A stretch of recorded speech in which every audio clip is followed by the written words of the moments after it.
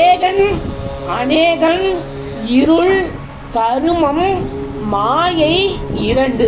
ஏகன் என்று சொன்னால் இறைவன், அநேகன் என்று சொன்னால் உயிர்கள், இருள் என்று சொன்னால் ஆணவம், கருமம் என்று சொன்னால் கண்மம், மாயை இரண்டு என்று சொன்னால் ஒன்று சுத்த மாயை, ஒன்று அசுத்த மாயை. மூன்று மாயை இருக்கின்றது. ஒன்று சுத்த மாயை, அசுத்த மாயை, மூன்றாவது இருக்கக்கூடியது பிரகிருதி மாயை. பிரகிருதி மாயை என்பது அசுத்த மாயையில் இருக்கக்கூடிய ஒரு பிரிவு. அப்போ சுத்த மாயைன்னு சொன்னால் அதில் எது இருக்குதுன்னு சொன்னால் சிவத்தத்துவம் தான் இருக்குது. சுத்த மாயையில், சுத்த மாயையில் இருக்குது சிவத்தத்துவம்.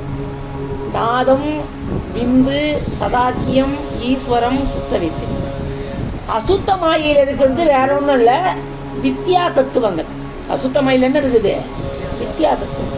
வித்யா தத்துவம் 7: காலம், கலை, நியதி, அராகம், அப்புறம் மொத்தம் புருடன் ஒரு சேர்த்த ஒரு அப்படி ஒரு 7.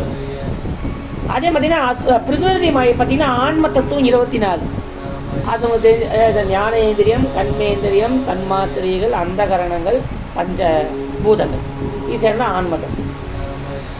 அப்போது இந்த பிரகிருதி மாயை அசுத்த மாயிலிருந்து வருகிறது.